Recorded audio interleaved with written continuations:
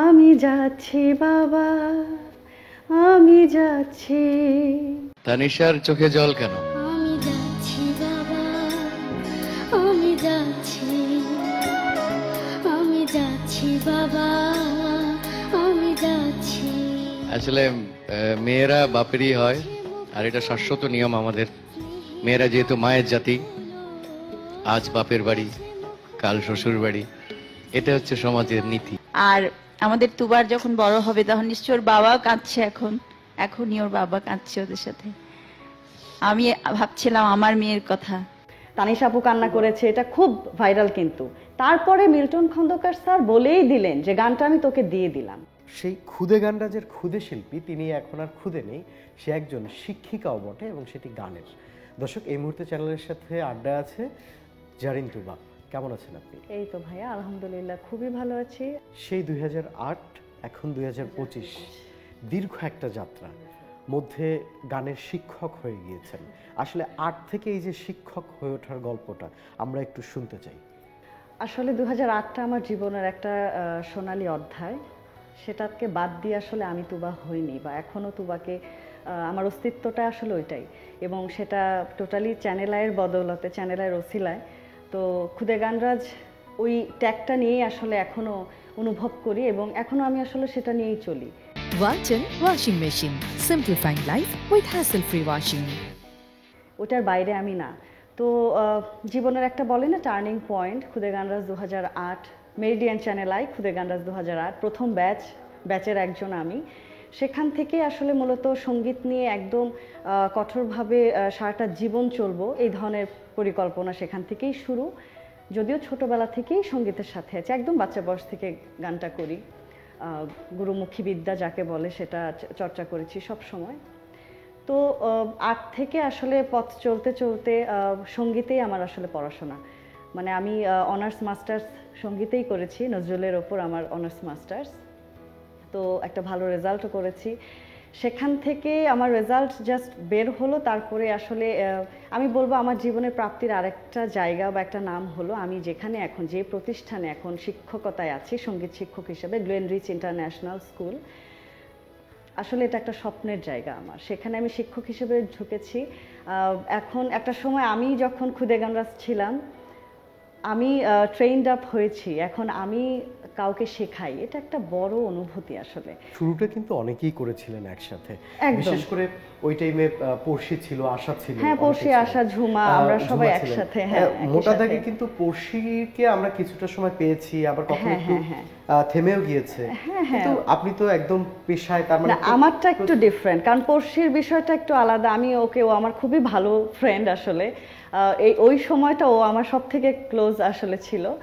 এখনো আমাদের খুব ভালো একটা সম্পর্ক আছে আলহামদুলিল্লাহ। তো ওর মতো করে ও আলহামদুলিল্লাহ যা করেছে আমি সব সময় তার জন্য অ্যাপ্রিসিয়েট করি। আর আমার জায়গাটা যেটা ছিল, আমি ওই সময়টা কখনোই সামনে আসতে চাইনি। এটা শুধুমাত্র আমার পারিবারিক একটা শিক্ষা বা ওদের যে একটা মান মর্যাদার কারণে, কারণ আমার পরিবারেরও তো একটা কাঠামো আছে, একটা স্ট্রাকচার।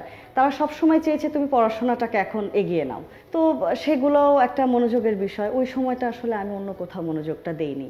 আমার মিশনই ছিল যে সব কিছু কমপ্লিট করে তারপরে আমি আবার একটু সবার সামনে আসি। কিন্তু ভাইয়া, সব থেকে বড় কথা কি, এই যে এখন কাজ করছি, পুরো দমে কাজ করছি, সেখানেও না ওই আমাকে সবাই ওই তুবাটাকেই খোঁজে।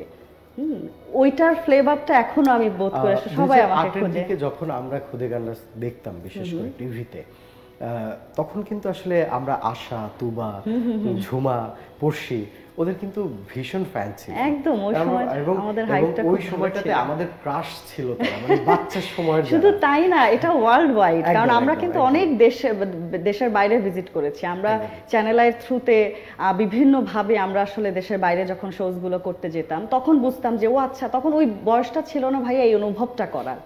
এখন ফিল করতে পারি কত ভক্ত, কত দর্শক। তো এটা একটা, এখন তো সোশ্যাল মিডিয়ার যুগ, আসলে সোশ্যাল প্ল্যাটফর্ম, তখন তো কিচ্ছু ছিল না। আপনি জানেন কিনা যে আপনার যে একটা গান, যে আমি যাচ্ছি বাবা আমি যাচ্ছি, এই এটা না গানটা বললেই না।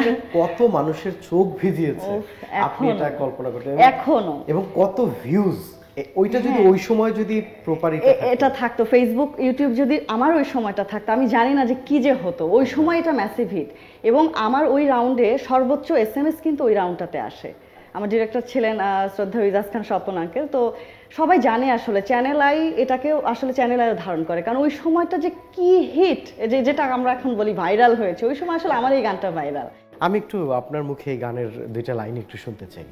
ছোট্ট করে 2 লাইন গাইছি। আমি যাচ্ছি বাবা, আমি যাচ্ছি, আমি যাচ্ছি বাবা, আমি যাচ্ছি, চোখ মুছে মুখ তোলো, স্নেহের বাঁধন খোলো, চোখ মুছে মুখ তোলো, স্নেহের বাঁধন খোলো, এবার তোমায় দিতে যে হয় যাবার অনুমতি, বাবা খেয়ালে রেখো তুমি তোমার প্রতি, বাবা খেয়ালে রেখো তুমি তোমার প্রতি, আমি যাচ্ছি বাবা, আমি যাচ্ছি, আমি যাচ্ছি বাবা, আমি যাচ্ছি। মানে গানটা একটা ভ্রমের তৈরি করে। সত্যি শ্রদ্ধেয় মিল্টন খন্দকার স্যারের লেখা সুর করা মানে অনবদ্য একটা সৃষ্টি, এবং এখনো বিয়ের বিষয় আসলে এই গানটাই কিন্তু মানুষ ব্যবহার করে, খুবই টাচি একটা বিষয়। আর ওই সময়টা আসলে আমার একটা ঘটনা আছে, ঘটনা বলতে ছোট্ট করে বলি। এই গানটা আমি পেয়েছিলাম কিন্তু খুবই মানে একটা আনইউজুয়াল বিষয় ছিল, কারণ আমার ওস্তাদ যিনি ছিলেন, যার কাছে আমার হাতে খড়ি, ওস্তাদ বাইজিদ হোসেন, উনি রেডিও থেকে সামহাও এই গানটা শুনে কালেকশন করে রেখেছেন। তো আমি খুদে গানরা যে আমার একটা এপিসোড যাচ্ছে একদম লাস্টের একটু আগের দিকে, তখন আমি টপ ফাইনালিস্ট হয়ে গেছি, আসলে টপ 12 এসছি। ওই সময় কি গাইবো, তো আমার ওস্তাদ জি আমাকে বলেন এই গানটা করো, কিন্তু এই গানটা কেউ জানে না, কেউ শুনেও নাই এরকম।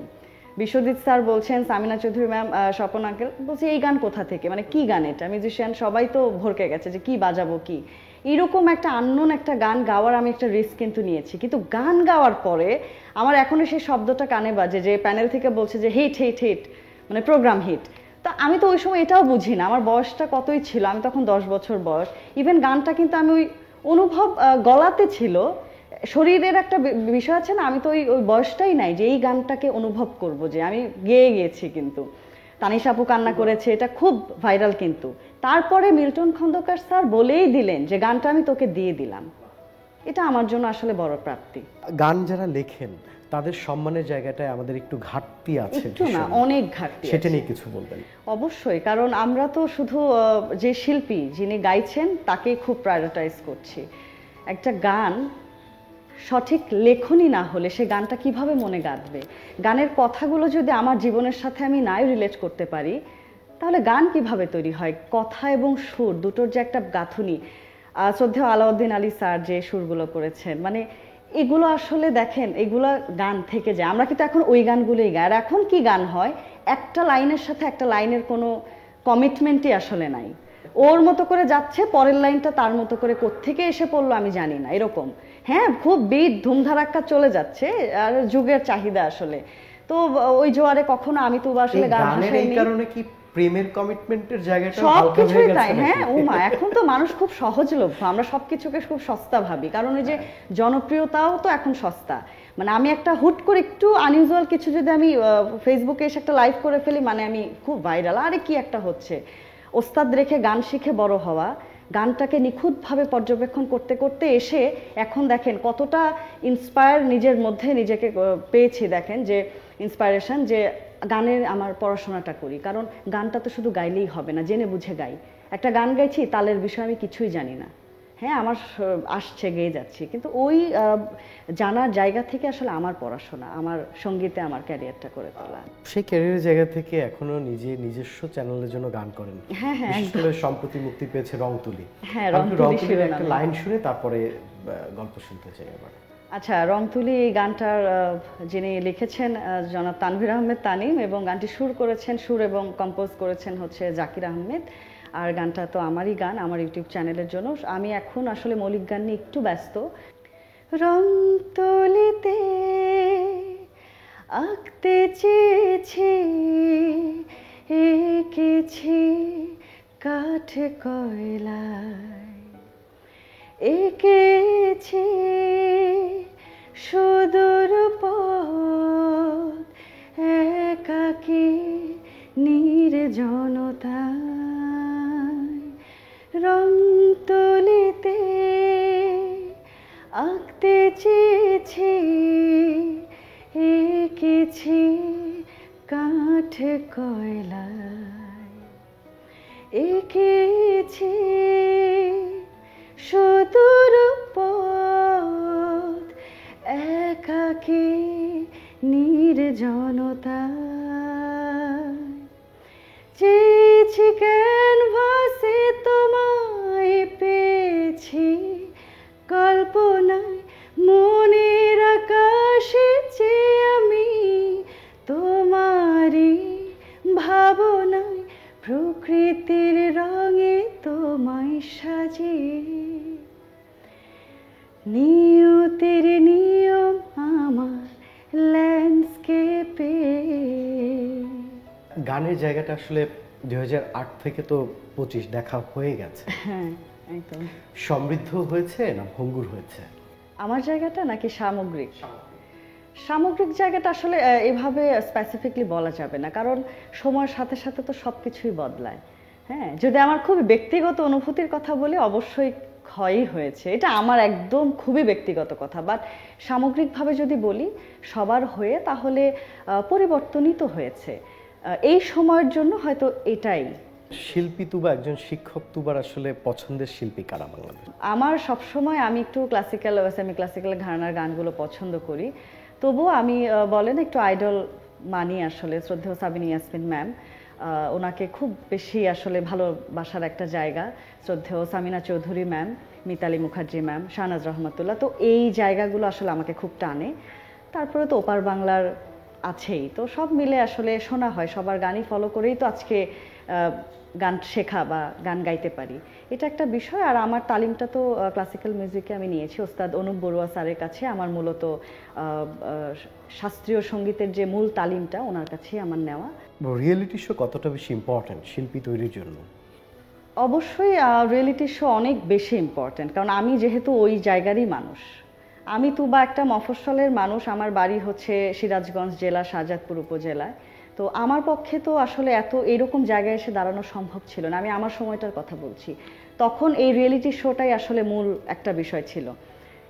এতদূর যে আসতে পারবো, বিভাগীয় জেলা বিভাগ সব পার করে, তো এটা একটা বড় বিষয়। তারপরে এখানে আসার পরে আসলে চেঞ্জিংটা, লাইফের সব কিছু আসলে পাওয়ার বিষয়। তো আর এখনকার যদি কথাও বলি, সেখানেও ভাইয়া রিয়েলিটি শো তো একটা মানুষকে একটা প্ল্যাটফর্ম দেয়, তাই না? আমরা সবাই তো চাইলে সব জায়গায় যাইতে পারি না, বিষয়টা তাই। তো সেখান থেকে রিয়েলিটি শো আমার মনে হয় মানুষের শেখার জায়গা, জানার জায়গা, নিজেকে জাজ করার জায়গা। হ্যাঁ, খুবই পথটাকে আসলে খুব একটা সহজ বলবো না, সাবলীল, একটু বলে মসৃণ করার একটা জায়গা আমি মনে করি। যদি এটা সেভাবে আমরা চালিয়ে নিতে পারি, রিয়েলিটি শোটা আমাদের সবার জন্য খুবই দরকারি আসলে। এমনিতে আমরা শুনি যে মিউজিক ইন্ডাস্ট্রি যে লবিং এর বিষয়টা, সেই বিষয়টা আসলে আপনি বিশ্বাস করেন? অবশ্যই বিশ্বাস করি, এবং এটা অবশ্যই এক্সিস্ট করে, এটাই তো চলে। সবকিছুই থাকবে, সিন্ডিকেট থাকবে, লবিং থাকবে, সবকিছুই থাকবে। আর আমার বিষয়টা, আমি তো অনেক ছোট থেকে ইন্ডাস্ট্রিতে, আর আমার ঘরটা তো চ্যানেল আই, তো একটা বড় জায়গা থেকে আমার বিলং করেছি, আমি আমার বিলং করা, তো অনেক কিছু আসলে দেখেছি। শিল্পী তুবার হচ্ছে কার সাথে একটা গান গাইতে পারলে মনে হবে যে ভালো লাগছে? ভালো গান হলেই হলো, কার সাথে গাইবো সেরকম কোনো আসলে ইন্টেনশন কখনোই, মানে ওই রকম আসলে চিন্তা করিনি। তবে একটু প্লেব্যাকের বিষয়টা খুবই টানে আমাকে, হয়তো খুব সুন্দর একটা যদি এরকম স্কোপ আসে, সেটা আমার জন্য একটা প্রাপ্তির জায়গা হবে। যদিও এটা নিয়েও অনেক কথা আছে, হয়তো সময়ের কারণে বলা হয়নি। করেছি, সবই হয়েছে, তবে এই জায়গাটাতেই আমার একটু মানে ক্ষোভের জায়গা আছে, হয়তো করার খুবই ইচ্ছা আছে আসলে। কি খবর জায়গাটা একটু যদি স্পেসিফিক জানতে? আচ্ছা, সেটা হলো মানে হয়ে গেছে, রিলিজ হবে, তখন যদি গানটা আপনার বাদ হয়ে যায় কেমন লাগবে? প্রতিবাদ করেন না কেন বিষয়? প্রতিবাদ আমি কথা বলেছি, আমি সামনেও কথা বলেছি, কিন্তু আমি না আসলে কাটা ছেঁড়া টানাটানি পছন্দ করি। আমি খুব নীরব, নিভৃত এবং খুব পরিষ্কার পরিচ্ছন্ন জীবন কাটাতে পছন্দ করি। সেটা বোধহয় আপনার বিনয়। দর্শক, চ্যানেলের সাথে এতক্ষণ আড্ডায় ছিলেন আমাদের পরিবারেরই একজন সদস্য খুদে গানরাজ জারিন তুবা। আমরা তার কথা শুনলাম, গান শুনলাম। দর্শক, পরবর্তী পর্বে দেখা হবে নতুন কোনো অতিথির সাথে, নতুন কোনো গল্পে। সাথে থাকবেন।